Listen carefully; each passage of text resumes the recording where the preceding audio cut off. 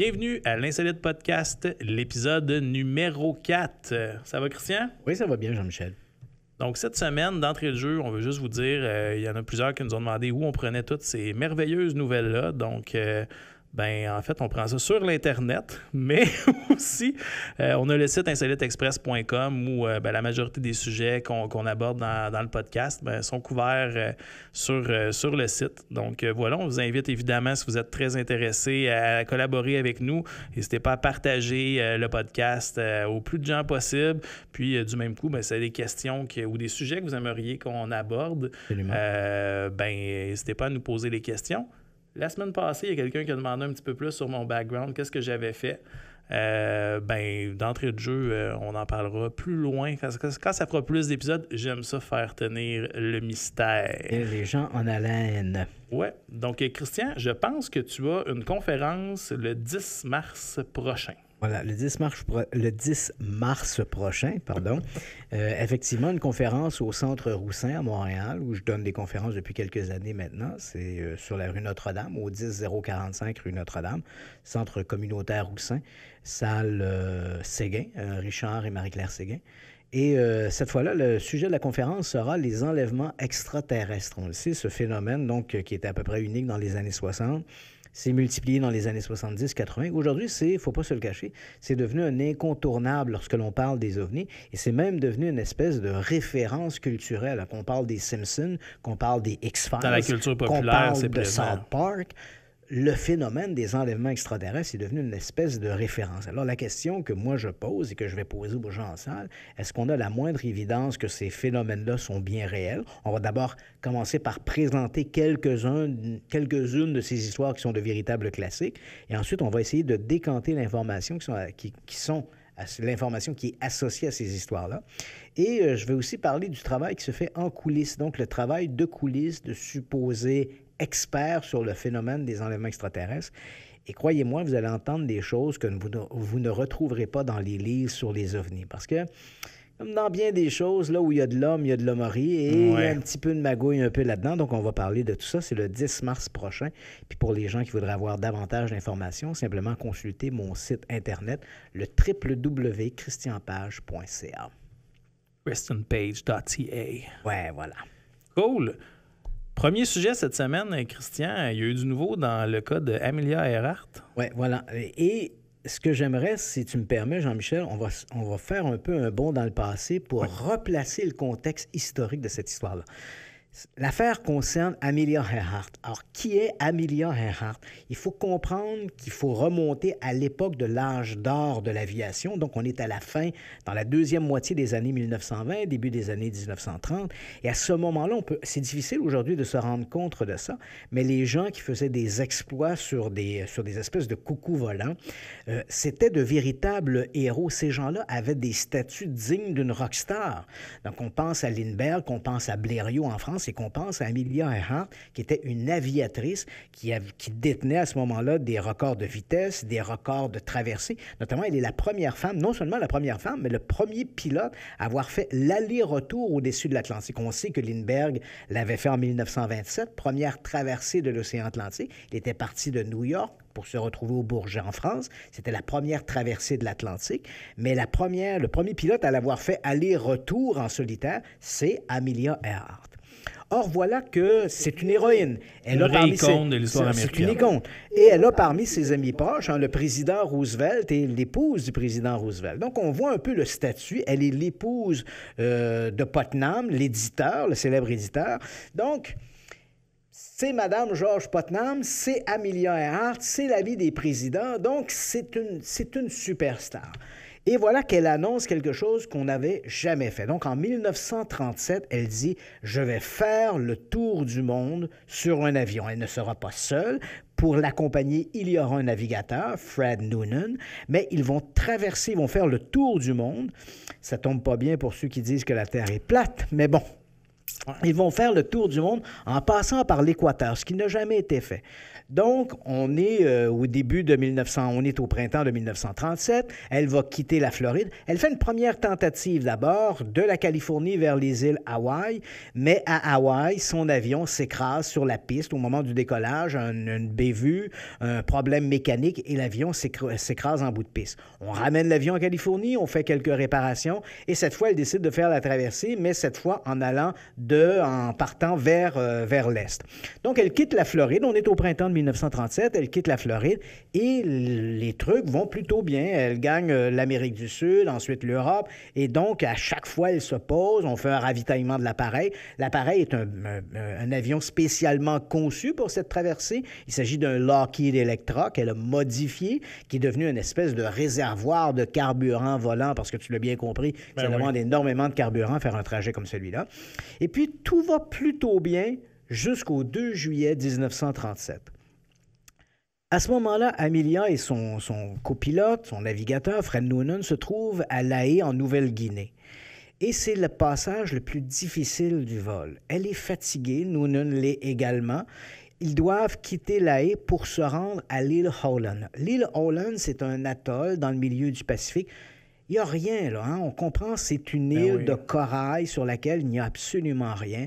On y a aménagé une piste d'atterrissage.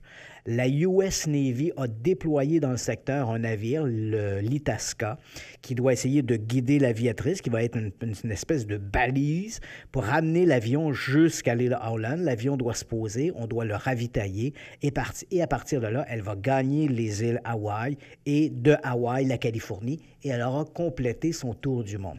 Mais on l'a compris, dans le Pacifique, les îles sont excessivement clairsemées. Ce sont souvent des petits atolls, difficiles à repérer du haut du ciel, et c'est le moment le plus difficile du vol. Donc, ce jour-là, ce 2 juillet 1937, Amelia décolle en début de matinée. Les choses vont plutôt bien, mais voilà que quand arrive la fin de la journée, alors qu'elle doit rejoindre cette île de Howland, l'Itasca est là sur place. Jamais l'Itasca ne va réussir à entrer en communication avec Amelia, mais ils l'entendent. Elle communique avec le navire. Elle dit, voilà, je vole, les réserves de carburant commencent à s'amenuiser, ça diminue, je n'arrive pas à voir l'île, je n'arrive pas à vous voir. Est-ce que vous m'entendez? Si vous m'entendez, communiquez avec moi. Je vais essayer de me fixer sur votre longueur d'onde, essayer de me guider à partir de là. Malheureusement, elle n'y arrivera jamais.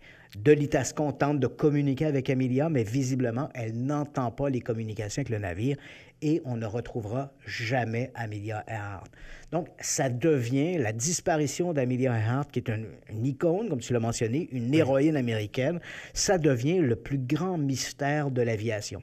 Il faudra attendre, en fait, la disparition du vol de la Malaysian Airlines en 2014, le MH370, en 2014-2016, pardon, pour que cette énigme-là soit détrônée, en fait. Maintenant, la plus grande énigme de l'aviation, bien sûr, c'est le MH370, mais avant, on ne parlait que d'Amelia Earhart. Qu'est-il advenu de l'avion? Et là, voilà que gardons ça un peu en réserve, et voici une autre histoire. Dans ces îles du Pacifique, ces petits atolls-là où Amelia Earhart devait... En fait, des atolls qu'a probablement survolé Amelia Earhart, ce sont toutes des îles qui sont inhabitées. Et voilà qu'en 1940, dans l'une de ces petites îles, un petit atoll, l'île de Nakumaroro, on va tenter d'y placer une première colonie. Donc, alors, les îles sont sous domination britannique. On va amener des gens sur l'île. Il y a un certain M. Gallagher, Gerald Gallagher, qui est un peu l'administrateur. L'idée, c'est de mettre en place une communauté sur l'île. Donc, on débarque dans cette île de Nakumaroro, qui n'est pas habitée.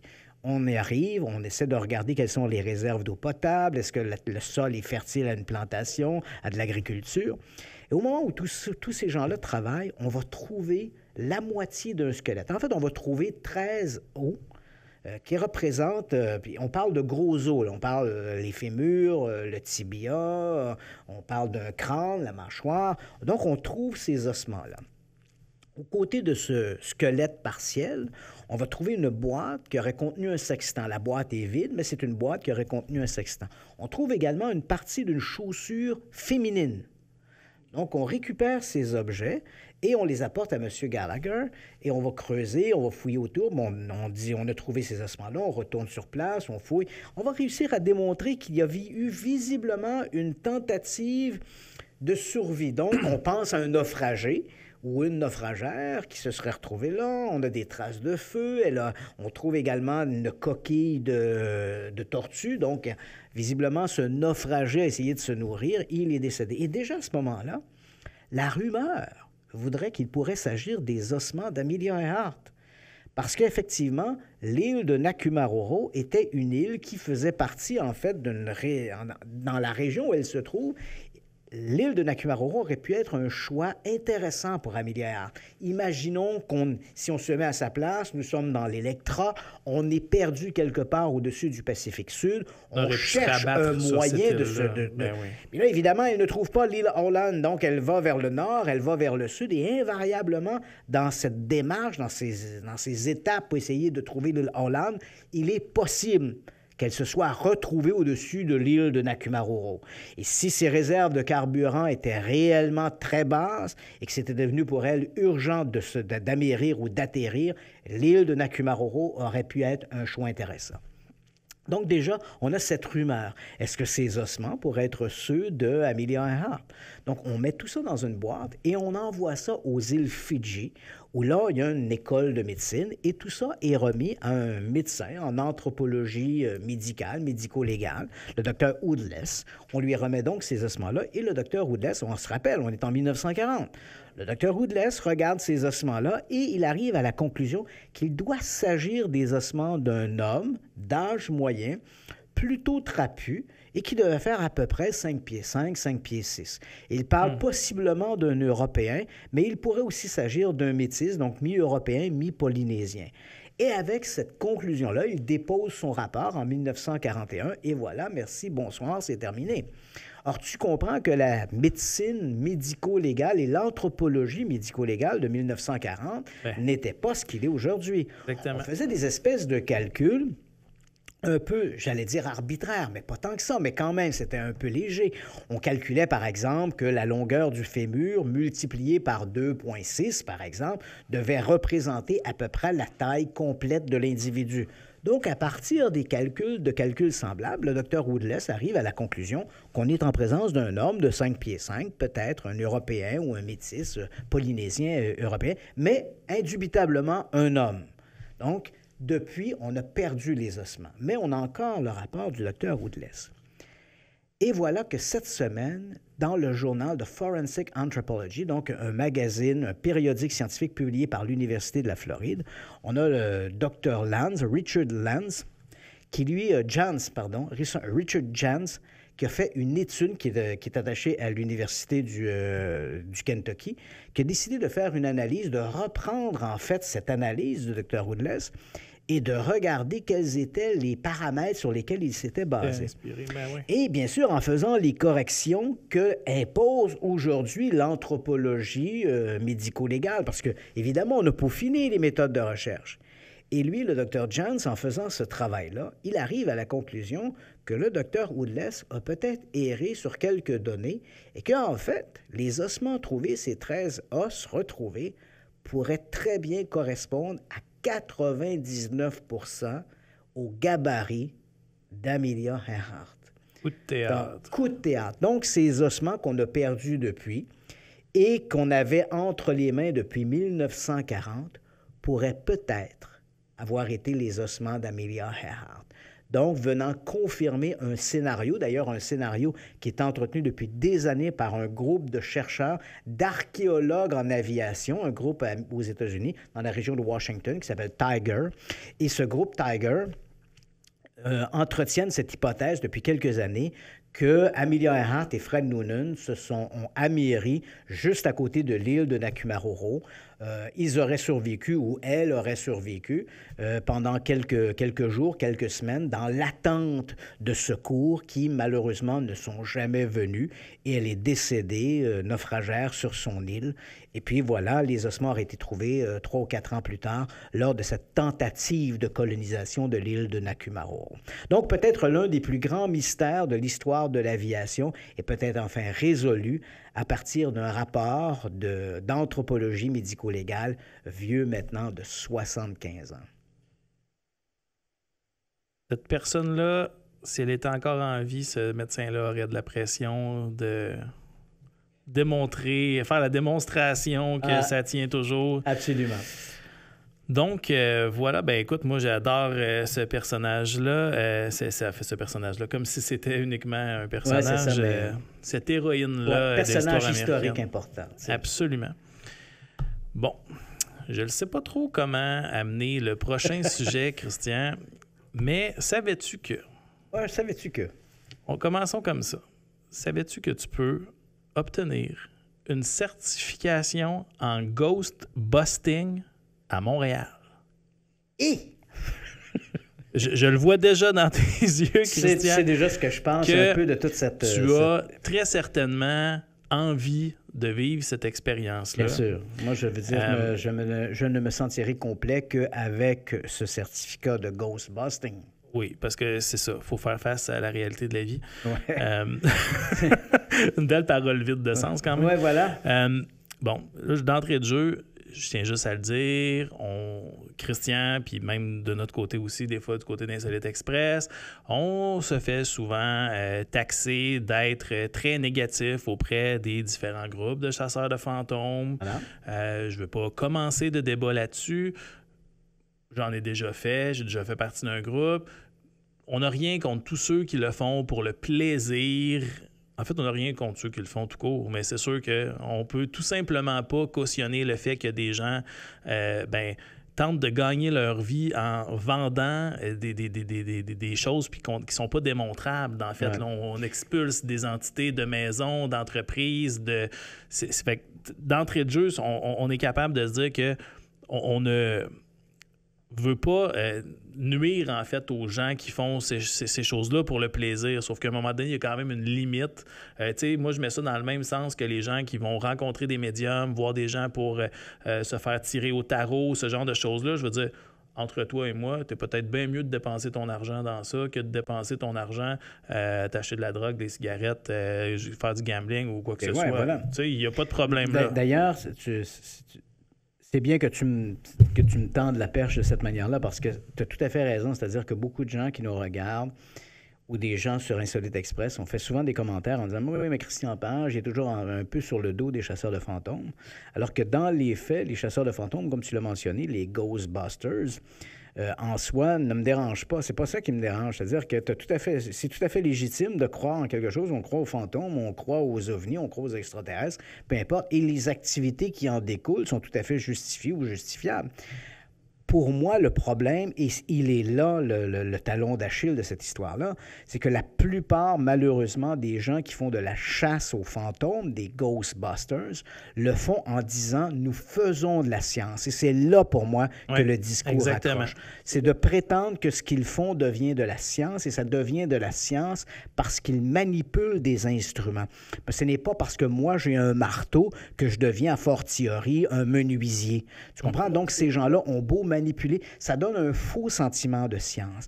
Manipuler de la quincaillerie, des gadgets électroniques qui font des petites lumières, qui clignotent, ça peut être divertissant. Ce n'est pas de la science. Et présenter ça comme étant de la science au public, c'est mentir aux gens, c'est de l'arnaque. Donc, que ces gens-là fassent ce genre de truc-là, le fassent pour se divertir, pour s'amuser, parce qu'ils y croient. Et s'ils le présentent de cette manière-là au public, c'est tout à fait justifiable, c'est tout à fait louable. Lorsque l'on commence à dire que l'on fait de la science parce qu'on utilise un détecteur de champs magnétiques et on fait des raccourcis en disant « mon détecteur de champs magnétiques qui détecte des champs magnétiques », ben j'en conclus qu'il doit y avoir des fantômes. Ça, c'est tout à fait de l'arnaque, c'est du mensonge. Ce sont des raccourcis qui ne sont supportés par aucune étude ou démarche sérieuse. Voilà, j'ai rien d'autre à dire sur le sujet. Bien, je suis bien d'accord avec toi, mais moi, j'ai quelque chose à te dire, Christian, parce que dans cette formation-là, savais-tu que la journée 1 pourrait vivre quelque chose d'exceptionnel en faisant... Tu pourrais en apprendre sur la compensation des énergies hantées ou négatives dans les maisons, les entreprises ou les terrains vacants. Ça va t'amener... On fait ça comment? Écoute, je te lis un petit peu qu'est-ce qu'il y en est. Là. OK, le projet lui-même. Oui, l'agenda, ce que l'on a à l'agenda pour quelques dollars. Pour 197 $. Pour 197, allons-y. En savoir plus sur les outils utilisés pour nettoyer les énergies les plus sombres dans les maisons. Mais les plus propres, eux autres, on est correct. On est correct. Et les entreprises, en utilisant des cristaux, des baguettes de sourcier et non de sorcier. Non, c'est même pas écrit. Mais attends. Mais ça dit des miroirs, la géométrie sacrée, le son et plus encore. Donc, probablement la sauge. Exactement. Tu pourrais aussi apprendre à identifier les différentes zones de déséquilibre, les énergies négatives, les fantômes et le trafic des esprits dans la maison et sur la terre. Rien de moins. Tu pourrais apprendre comment identifier et sentir, et peut-être même voir des vortex, des portails, des fuites, des changements dimensionnels et des lignes telluriques. Moi, je pense que comment apprendre de la naïveté. Oui, mais comment voir et sentir des fuites? Moi, ce bout-là, j'ai pas de misère à me l'imaginer. OK. Excusez-moi, un petit peu de décorum. Pardon. Oui. Ensuite de ça, tu pourrais aussi apprendre comment développer et utiliser tes sens aigus et lire intuitivement la zone. c'est de même que c'est écrit. Faire des cartes des zones d'activité et identifier exactement où sont les esprits. Moi, je m'imagine comme un jeu de Battleship. Puis, avec la carte, puis tu es capable de cibler. Hey, excusez-moi, c'est parce que vous comprendrez que quand on voit ça, ça fait tellement d'années que Christian, puis que moi, on écrit des articles, puis qu'on en parle. Christian, encore beaucoup plus que moi, là, il ne me mettrait jamais à son niveau. Mais je veux dire, des preuves de l'existence des fantômes, il n'y en a pas beaucoup. C'est souvent très, très... Tu sais, on peut avoir vécu des expériences puis avoir vécu des sensations, mais... L'expérience empirique n'est pas une preuve. Donc là, on est beaucoup dans ça, là, essayer de nous faire sortir ça. Parce que ce qu'il faut comprendre quand on parle de fantômes, c'est souvent les gens ont des tendances à confondre la manifestation versus l'interprétation. C'est-à-dire que dans le meilleur des cas, on a des portes d'armoire qui s'ouvrent et se ferment, on a des bruits de pas dans des escaliers, des coups frappés dans les murs. Dans certains cas, on a réussi assez bien à documenter ce genre de manifestation. Mais entre le coup frappé dans le mur ou le bruit de pas dans l'escalier et de conclure que ce sont des revenants qui se manifestent dans notre monde physique, là, évidemment, il y a loin de la coupe aux lèvres. La manifestation est une chose, l'interprétation en est une autre. Hein? Il y a des phénomènes que la science n'explique pas et il y en aura probablement toujours de ces phénomènes qu'on n'explique pas. Au siècle dernier, on n'expliquait pas, par exemple, le vent. Tu comprends? Donc, on savait qu'est-ce que c'était, mais on arrivait mal à comprendre les mécanismes. Et plus on découvre quels sont les mécanismes, on diminue l'aspect inexpliqué ou inexplicable du phénomène, mais cela n'empêche pas que d'autres phénomènes vont se produire pour lesquels on n'a pas d'explication. Est-ce que les phénomènes que l'on attribue aujourd'hui à des revenants seront expliqués demain, après-demain, par des explications plus rationnelles, scientifiques, qui ne feront pas intervenir le surnaturel? Peut-être. Peut-être aussi qu'on prouvera ou on démontrera l'existence de ce surnaturel, de cet au-delà. Mais pour l'instant, les preuves font malheureusement défaut. On ne peut pas prétendre, les manifestations sont réelles, mais de prétendre que des gens de l'au-delà se manifestent en dehors du témoignage humain, en dehors de l'expérience empirique qui demeure anecdotique, on ne peut pas construire là-dessus parce qu'il n'y a pas d'éléments suffisamment sérieux ou rigoureux pour avoir un jugement scientifique. Bien, écoute, tu as parfaitement raison. Là. Vous aurez bien vu, il y a 2 journées où on nous propose bien des choses qui vont dans le même sens de ce qu'on se disait là. Moi, j'aime bien, il y a une notion, une petite mention qui est écrite. La profondeur des leçons dépasse de loin ce que font les entreprises de ghostbusting en moyenne. Donc, il y a eu vraiment une analyse du marché des Ghostbusters pour essayer de se positionner au-dessus de la moyenne. Donc, bon effort. Et à 197 $ pour l'atelier, Ben écoute, est-ce qu'on a un diplôme? Est-ce qu'il y a une ben, formation? c'est une certification. Je sais pas qu'est-ce qu'on nous donne. Y a-t-il vraiment un diplôme? C'est-tu reconnu? Est-ce que, mettons, pour les gens d'entreprise, ça peut passer avec Emploi Québec? J'en doute fortement. Mais écoute... Mais tu sais que c'est drôle que tu me mentionnes ça parce que ça fait quand même des années que moi-même, je me dis, évidemment, c'est toujours un projet que je renvoie aux calendes grecques, mais moi-même, je me propose à un moment donné d'offrir 10 cours aux gens sur les phénomènes paranormaux pour leur permettre de développer leur sens critique. Et j'espère que si un jour je donne ces cours-là, aucun des gens qui suivront mes cours n'iront ensuite s'abonner à un cours comme celui-là, qu'ils auront les outils pour comprendre que tout ça, c'est malheureusement de la foutaise. Oui, puis à 197, parce que là, je vais quand même donner la bonne information, ça se passe du 24 au 25 février, puis si j'ai bien compris, il y a différents ateliers qui vont se passer aussi de nuit. Donc ça, les moments seront annotés, c'est ce que je vois ici. Et à 197 $, on précise ici que la nourriture et les collations sont non incluses. Donc, c'était important de le préciser. Amenez votre lunch. Moi, je vois ça, puis je veux dire, j'ai rien contre les gens pour riront, hein, parce que les croyances, c'est propre à chacun. Sauf que vraiment, moi, ça heurte mes valeurs. Moi, je veux dire, moi... Tu peux croire à ce que tu voudras, mais moi, te montrer un cours, une formation sur quelque chose que tu n'es pas capable de démontrer, je veux dire... Ça peut aller chercher la... C'est sûr, on se dira, ben, les gens sont libres de dépenser leur argent comme ils le veulent, mais le problème, on est bien conscient qu'ici, on a construit pratiquement une arnaque et on va soutirer des sous à des gens sur des histoires qui sont des fadaises.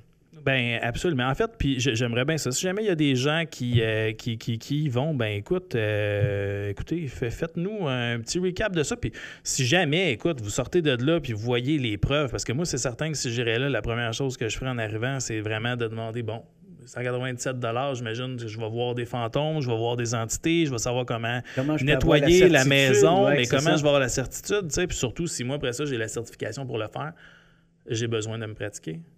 Fait que c'est sûr et certain qu'à un moment donné, ben tu regardes ça puis tu te dis, ben tabarnouche, il y en a qui sont créatifs puis bien originales, puis écoute, je sais pas si peut-être les fonctionnaires au niveau des différents ministères sont éligibles à ça aussi, je sais pas. Ça vaudrait peut-être le temps. Ceci dit, si ça vous intéresse, toutes les coordonnées sont ici. Il y a une page Facebook Ghost Busting 101 de Mme Doreen Mary Bray.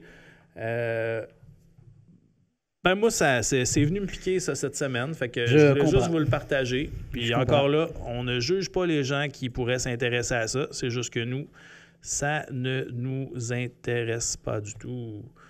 Non. Ben, hein? On s'en dit pas assez des belles choses comme ça. Non, c'est ça. Cette semaine, j'ai vraiment eu... Je me suis dit, écoute, il faut absolument qu'on parle de ça. Puis merci à notre collaboratrice Nancy d'avoir trouvé ce petit bijou-là sur l'Internet à Montréal. Oh, c'est incroyable. Christian, là, la prochaine nouvelle, tu te rappelles, on a parlé de mon préféré, Todd Standing. Todd Standing. Parce qu'évidemment, he's back. Il est de retour. Back.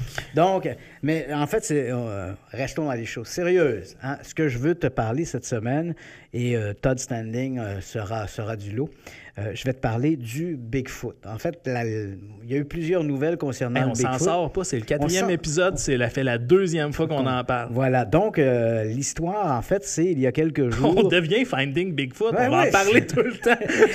La semaine dernière, il y a une sénatrice républicaine de l'État de Washington, Ann Rivers, qui a essayé de présenter, en fait, un projet de loi. En fait, son projet de loi était en 2 volets. Le premier volet, elle voulait que l'État de Washington reconnaisse l'existence du Bigfoot, l'abominable homme des bois, donc le cousin du Yéti, l'abominable homme des neiges. Donc, c'est une créature simiesque de 2 à 3 mètres de haut, couvert de poils. Bon. Et donc, le projet de Mme Rivers était, dans un premier temps, que l'État de Washington, qui est d'ailleurs l'État où on retrouve le plus d'apparitions de ce fameux Bigfoot. Il faut dire qu'aux États-Unis, on l'appelle surtout Bigfoot. Au Canada, on lui donne le nom de Sasquatch.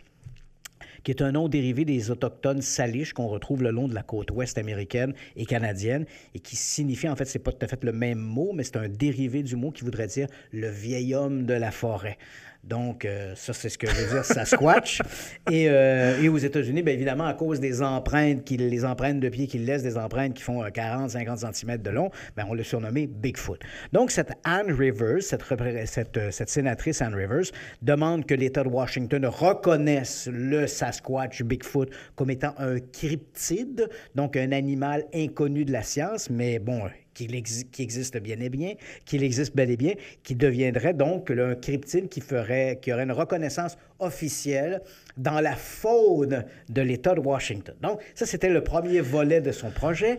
Et le deuxième projet était que l'État de Washington fasse imprimer des plaques d'immatriculation de voitures, de véhicules, à l'effigie du Bigfoot. Et l'idée était que la vente de ces plaques personnalisées aurait permis éventuellement de financer des parcs, l'entretien de parcs ou d'activités dans des parcs. Donc, ce deuxième volet est beaucoup plus louable. Hein, on n'a rien contre la vertu, donc bien sûr, c'est tout à fait louable. Mais malheureusement, dans les deux cas, le projet de Mme Rivers a été rejeté à l'Assemblée législative de l'État de Washington. Donc, non seulement il n'y aura pas de reconnaissance du Bigfoot par l'État de Washington, mais non, il n'y aura pas non plus de plaque imprimée à l'image de la célèbre créature. Cela étant dit, ça ne clôt pas notre dossier Bigfoot pour la semaine. Et comme on pense qu'on a fini d'en parler... Alors, on va passer à autre chose, mais non! On apprend ces jours-ci que finalement, Todd Standing, ton ami Todd Standing, qu'on voit d'ailleurs... Regardez ses lèvres, voilà. Toutes ces photos de Bigfoot. qu'on voit d'ailleurs à l'écran, ce Todd Standing, on se rappellera, il y a l'automne dernier, avait porté plainte contre le ministère de l'Environnement de la Colombie-Britannique. Les mêmes lèvres qu'on voyait tantôt. C'est lui. Le gars... Écoute, Christian, pour de vrai, le gars, il s'est dit... Comme pareil, comme on a parlé la dernière fois, on va un petit peu comme avec les têtes à claques, je vais changer des éléments dans le visage, puis je vais prendre mes yeux, ma bouche, puis les superposer sur quelque chose. Mais le gars, il s'est dit, mais quelle bonne idée, je vais prendre ma propre bouche. Bon, j'allais pointer comme si c'était sa bouche là. Mais tu comprends-tu que ça n'a pas de bon sens? Donc c'est ça, il a photographié, filmé un buste statique d'un soi-disant Bigfoot Sasquatch. Et ensuite, il a simplement superposé sa bouche et ses yeux, comme on le fait, par exemple, pour les têtes à claques. Donc, ce Todd Standing, on a beaucoup entendu parler de lui l'automne dernier, lorsqu'il a porté plainte contre le ministère de l'Environnement de la Colombie-Britannique, parce qu'il accusait le ministère de ne pas reconnaître un certain laxisme, à ne pas reconnaître l'existence du Sasquatch comme étant une créature faisant partie de la faune de la Colombie-Britannique. Ben, il y a 48 Colombie-Britannique ou Alberta? La Colombie-Britannique. Lui, il est un citoyen, il est originaire de l'Alberta, mais sa plainte a été adressée à la Colombie-Britannique parce qu'au Canada, c'est la province où il y a le plus d'observations sur le Sasquatch. Alors, on apprend ces dernières heures que finalement, sa plainte a été rejetée. Ah non. Et elle a été rejetée parce que les autorités, en fait, le législateur a déterminé que Todd Standing n'avait pas eu de préjudice. Il n'y a pas eu de préjudice. Donc, que le gouvernement de la Colombie-Britannique ne reconnaisse pas l'existence du Bigfoot ou n'ait pas donné suite à ses demandes de lui prêter quelques biologistes pour l'accompagner dans le bois ou dans la forêt. Il n'y a pas eu préjudice. Donc, s'il n'y a pas de préjudice, sa plainte n'est pas accueillie. Mais... Todd Standing ne s'est pas arrêté là avant même que tombe le jugement du ministère de l'Environnement de la Colombie-Britannique. Bien, crois-le ou non, la semaine dernière, Todd Standing a déposé une plainte analogue devant un tribunal de la Californie aux États-Unis pour exactement les mêmes raisons. Oh mon Dieu, achevez-moi quelqu'un. Que la Californie ne reconnaît pas l'existence du Bigfoot Sasquatch. Oh my God. Tu as bien compris que la question qu'on se demande, est-ce que notre bonhomme en question est complètement une espèce de crackpot Ou est-ce que le fait qu'il s'adresse comme ça devant les tribunaux, ça n'attire pas une certaine sympathie des médias? Parce que ce Todd Standing, tu en as parlé il y a 2 semaines, je crois, c'est également l'homme derrière la nouvelle série de Netflix, Discovering Bigfoot. Mais là, Christian, c'est juste un documentaire, je te rassure. C'était un one-shot deal qu'il a fait à date. Il y en a pas plusieurs. Il y en a un. It's more than enough. OK, donc une émission, Discovering Bigfoot, qui est présentée à Netflix. Oui. Et à toutes les fois où Todd Standing a fait, entre guillemets, ses frasques, donc se présenter soit devant le ministère de l'Environnement de la Colombie-Britannique ou encore la semaine dernière devant le tribunal de Californie, à chaque fois, bien sûr, on parle de cette émission Discovering Bigfoot à Netflix. Donc, il y a une espèce de capital d'intérêt qui est développé autour de ça. Les articles parlent de l'émission et on comprendra que plus on en parle, qu'on en parle en bien ou en mal, bien évidemment, on en parle et ça suscite un intérêt.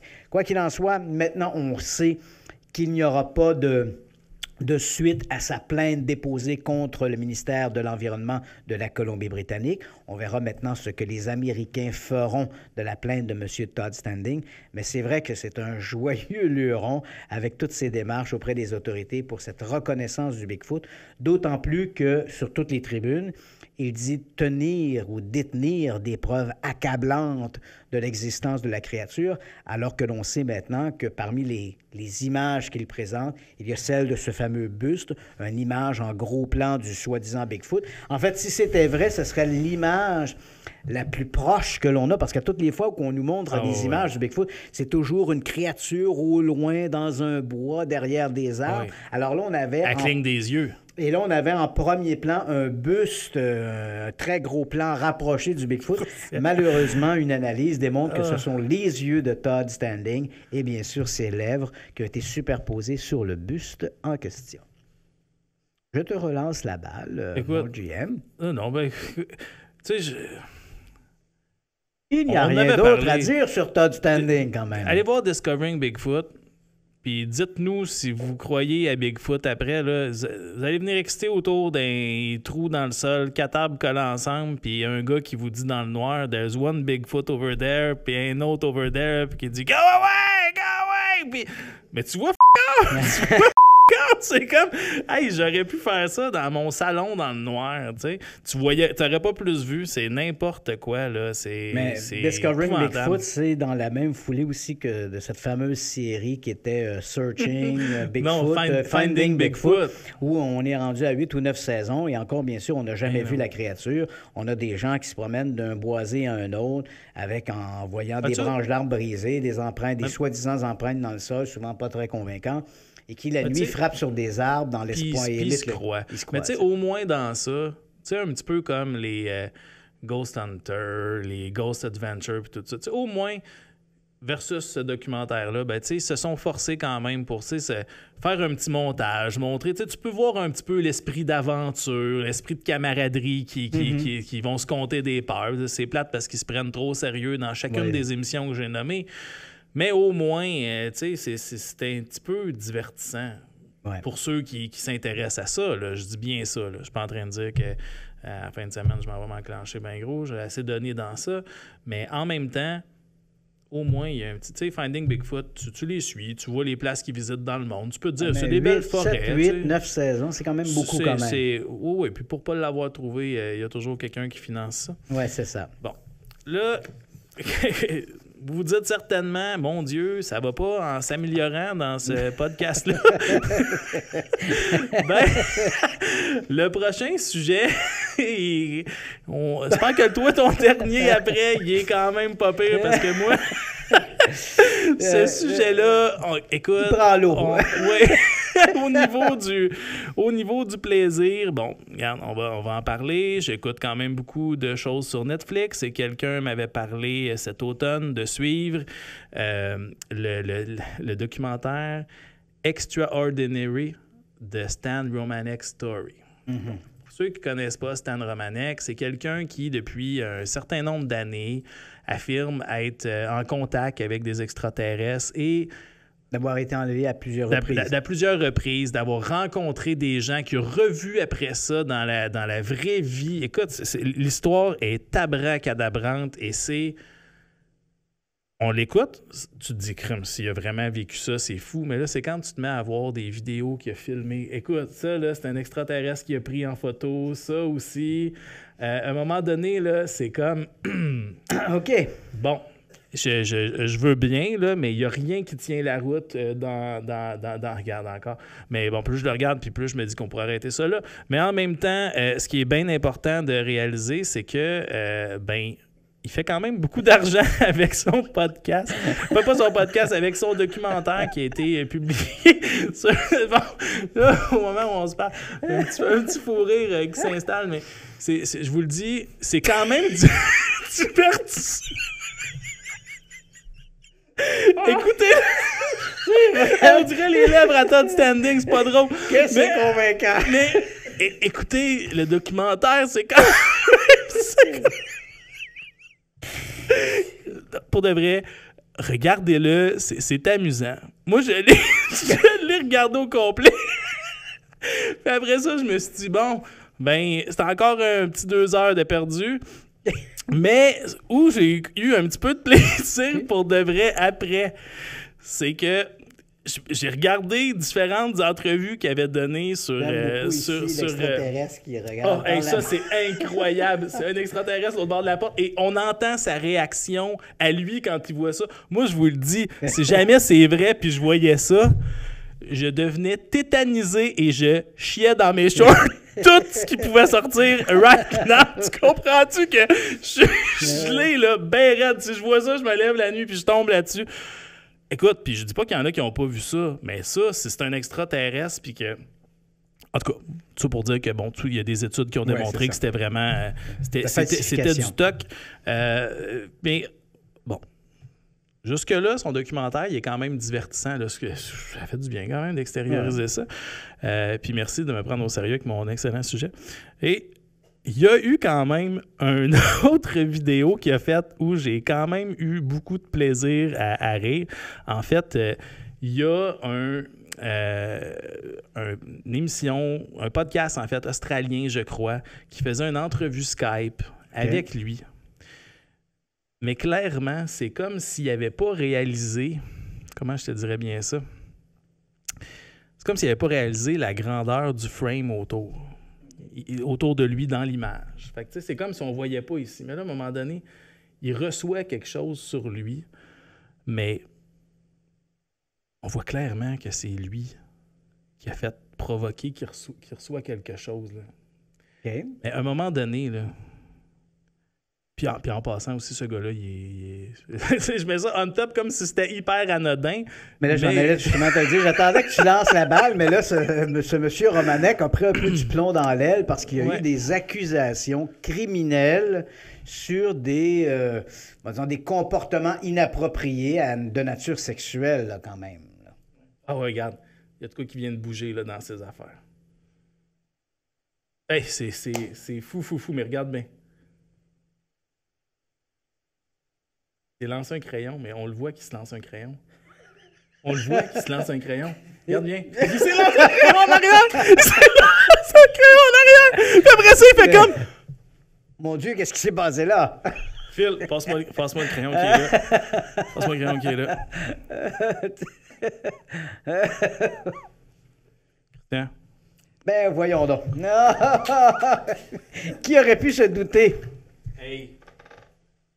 Donc, effectivement, ça met un peu du... Puis c'est ça. Fait que ces choses s'améliorent pas, puis regarde, je vais faire pareil comme lui. Mais c'est quand même incroyable de voir dans ce milieu-là. C'est vrai que moi, j'ai pris un peu mes distances, et en particulier le milieu des ovnis, parce que c'est devenu vraiment un fourre-tout. C'est devenu n'importe quoi. Honnêtement, Jean-Michel, je ne me reconnais pas, moi, personnellement, dans l'ufologie d'aujourd'hui. Lorsque j'ai débuté dans ce domaine-là, on était au milieu des années 1970.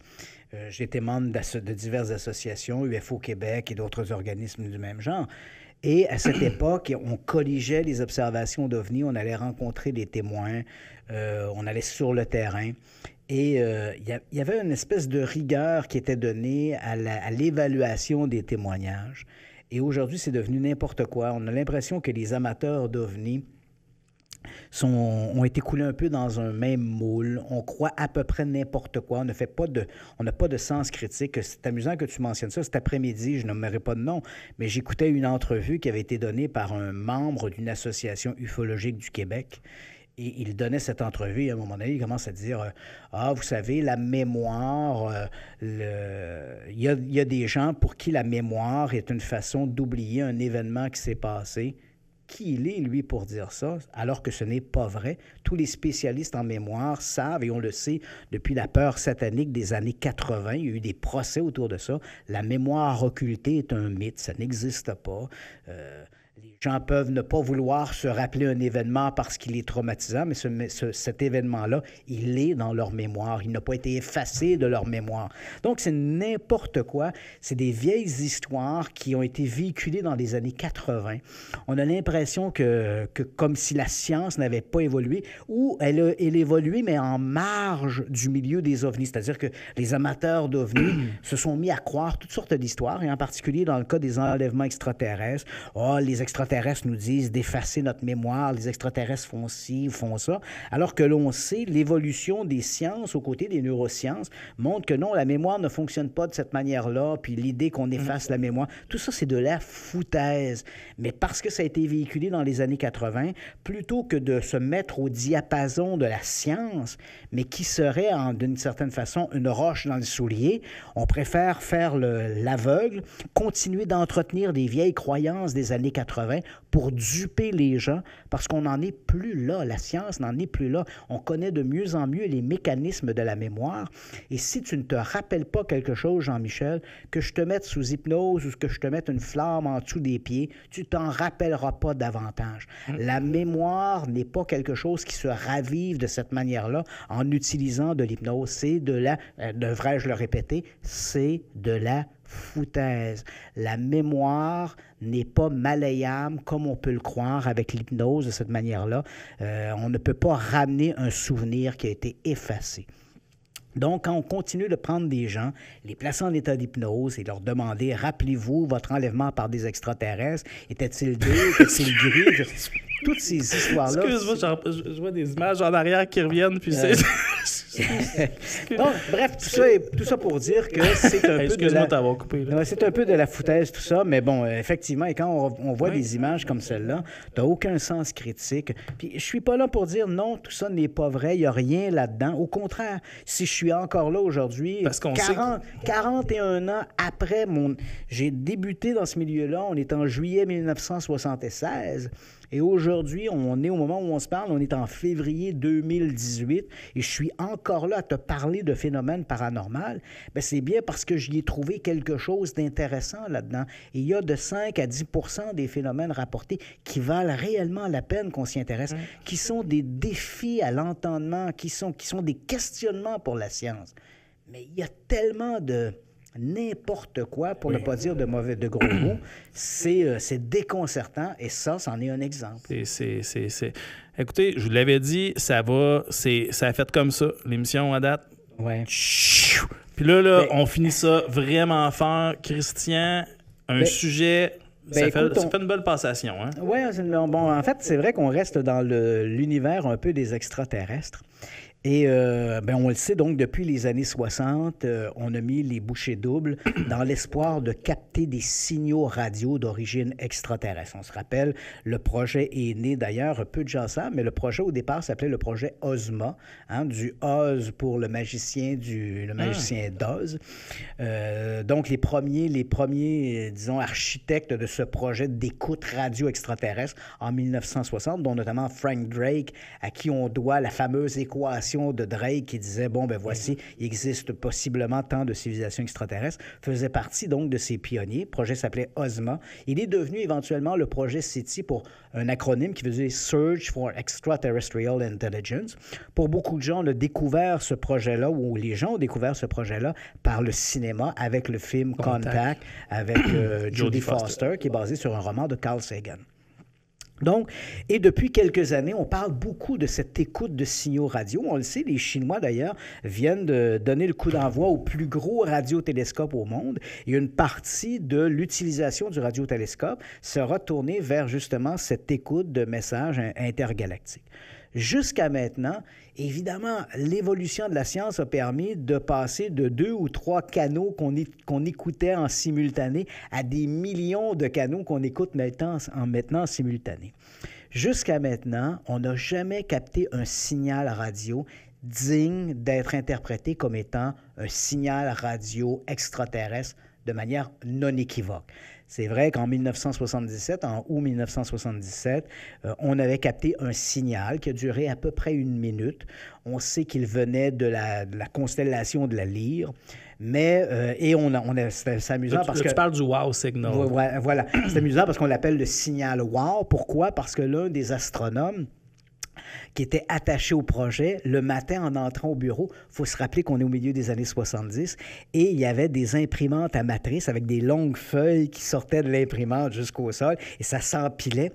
Et au moment où Jerry Hyman arrive au laboratoire, en fait au radiotélescope, il commence à déplier les feuilles et s'aperçoit que dans le milieu de la nuit à peu près, il y a eu ce signal radio, cette émission de radio qui a duré à peu près 1 minute, et la signature du signal montrait une sorte de mécanique. Donc, on ne pouvait pas dire que c'est intelligent, mais il y avait une mécanique qui était différente de ce que l'on enregistrait parce que l'univers, il est bavard. Quand on l'écoute, il y a des chuintements, des sortes de bruits de fond, et c'est dans ce chuintement, dans ce bruit de fond, qu'on essaie de trouver ce signal radio. Donc, lorsque Hyman est arrivé au laboratoire, voit ce signal, il va l'entourer avec un feutre et il va écrire en marge de la feuille W-O-W avec un point d'exclamation, « Wow ». Et c'est comme ça que le signal devient le signal « Wow ». Et pendant des années, ce signal a perduré comme étant un bon candidat pour être un message radio d'origine extraterrestre. Mais il y a 2 ou 3 ans, le signal a été entièrement discrédité parce que des scientifiques, en reprenant par exemple des cartes de la position des constellations, des étoiles, tout bouge dans l'univers. Rien n'est statique. Ça bouge lentement à nos yeux. Pourtant, ça se déplace à très grande vitesse. Et les scientifiques croient qu'on avait une sorte de deux signaux radio qui se superposaient l'un à l'autre, une sorte de signal qui provenait d'un pulsar et qui aurait donné naissance au signal noir. Donc, c'est une anomalie de résonance qui a donné naissance au signal noir, quelque chose de rarissime, mais malheureusement pas d'extraterrestre. Donc, cela étant dit, on continue de mettre les bouchées doubles, on espère toujours capter ce signal. Et là, voilà qu'un document vient d'être publié, en fait, un article vient d'être publié sur la page de la très sérieuse Université Cornell de l'État de New York, et elle est signée par 2 astrophysiciens dénommés Michael Ipk et John Learned.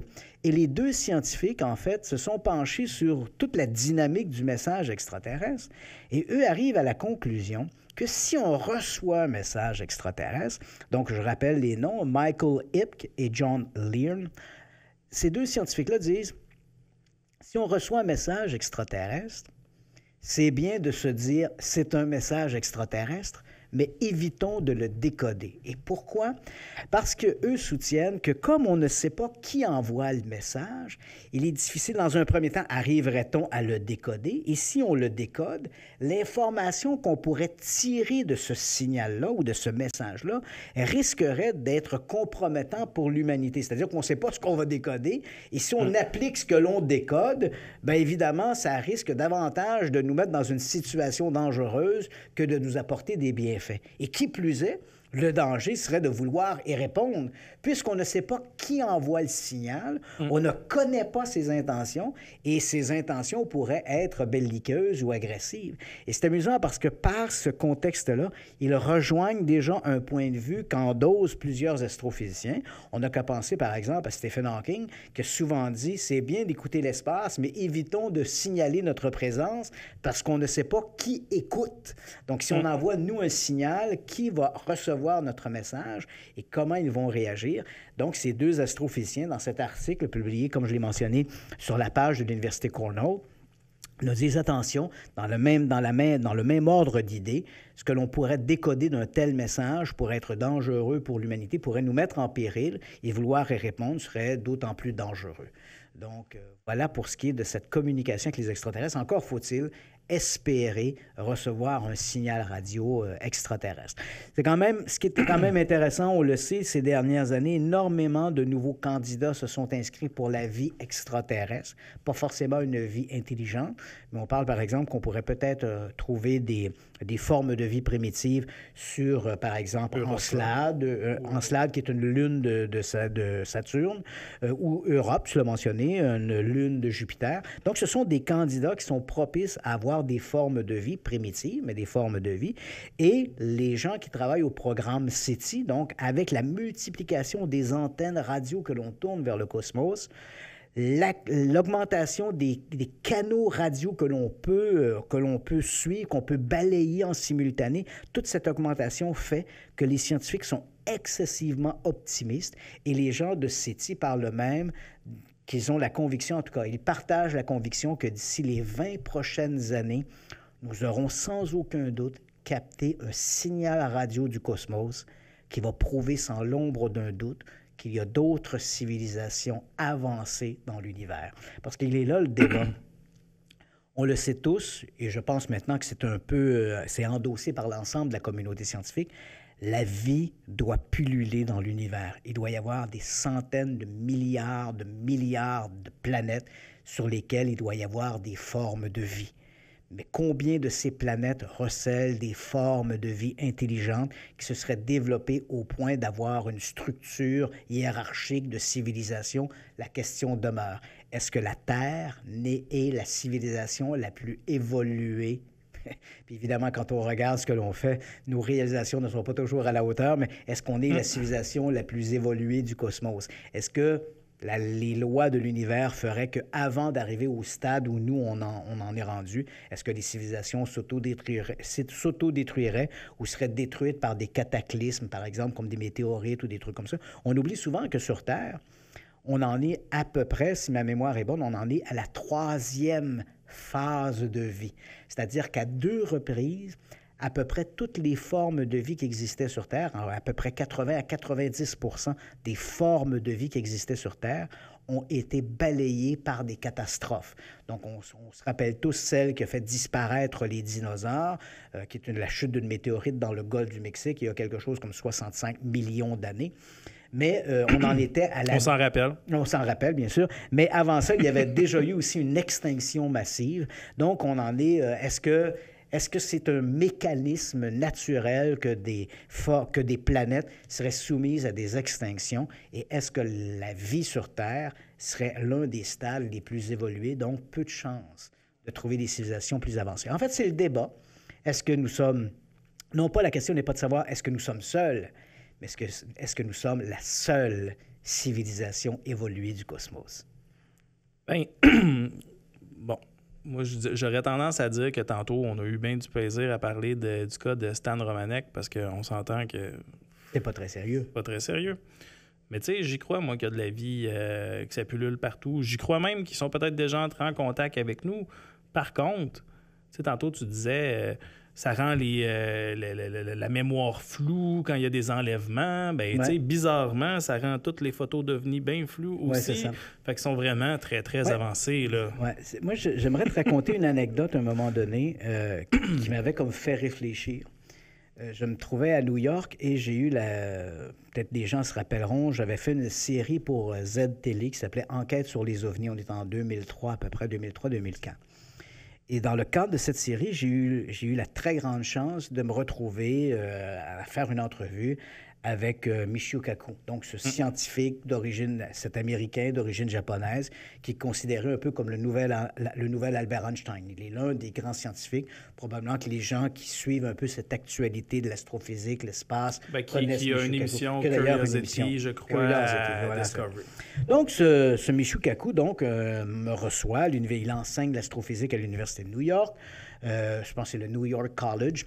Donc, j'arrive là, il nous accueille, on commence à discuter ensemble. Mais à un moment donné, alors qu'on parle de ces trucs de civilisation extraterrestre, il me dit, tu sais que dans l'univers, les astrophysiciens s'entendent pour dire qu'il doit exister 4 ou 5 niveaux de civilisation. Donc, une civilisation de type 1, par exemple, serait une civilisation qui contrôlerait son environnement. Ça, ce serait une civilisation de type 1. Une civilisation de type 2 serait une civilisation qui contrôlerait non seulement son environnement, mais son groupe de planètes proches. Ensuite, on aurait une civilisation de type 3. Elle contrôlerait l'ensemble de toutes les planètes de son système solaire. Une civilisation de type 4 serait en mesure de se déplacer à travers sa propre galaxie. Une civilisation de type 5 pourrait se déplacer de n'importe quel point dans l'univers, à travers soit des trous de verre, des trous noirs, donc des concepts un peu tirés, qu'on a l'impression sortis tout droit d'un film de Star Trek. Et là, il me regarde et il me dit, donc là, il y a un coup qui me fait cet énoncé, il me dit, « D'après toi, Christian, nous sommes où dans cette échelle? » Et là, j'hésite un moment, il me regarde et dit, « On est au niveau 0. » On est donc une civilisation qui n'a même pas le contrôle de son propre environnement. Donc, et on a encore du carburant fossile. On est donc une civilisation de type 0. Alors, comment une civilisation de type 0 peut-elle imaginer ce que pourrait être un contact avec une civilisation de type 3 ou de type 4? Peut-être ces extraterrestres sont peut-être déjà là, sont peut-être déjà autour de nous. On est incapable de se rendre compte de leur présence parce qu'on est une civilisation trop primitive. Est-ce que les fourmis se rendent compte qu'on est en train de construire un échangeur routier aux côtés de leur nid? Tu vois, c'est un peu ce paradoxe un peu que représente cette évolution des civilisations versus notre propre contact à nous. Mais ne désespérons pas, qui sait, peut-être obtiendrons-nous bientôt un signal radio qui prouvera que nous ne sommes pas seuls. Bien, si une civilisation de type 1 à 5 nous entend, ben faites-nous signe, on vous en reparlera, ça nous fera plaisir. Ben, je vous avais dit qu'on finirait quand même sur quelque chose de très positif. Merci de nous avoir suivis dans cette aventure-là aujourd'hui. Si vous avez des questions pour le prochain podcast, des choses que vous aimeriez qu'on parle, je vous rappelle, vous en parlez, vous pouvez l'écrire sur la page YouTube, insoliteexpress.com, pour avoir plein de nouvelles très pertinentes. Christian, tu as ta conférence le 10 mars. 10 mars prochain sur les enlèvements extraterrestres. Malheureusement, nous ne parlons pas de M. Stan Romanek. christianpage.ca. Oui, voilà, christianpage.ca pour toutes les informations. Exactement. Puis on va essayer de vous trouver, là, on a eu des cas quand même assez intéressants là, dans l'actualité cette semaine, mais pas toujours au niveau du grand mystère. On essaiera de vous montrer, parler d'un vrai mystère peut-être dès la semaine prochaine. Qui sait? Voilà. Alors, sur ce, bonne fin de semaine. Bye bye. Merci.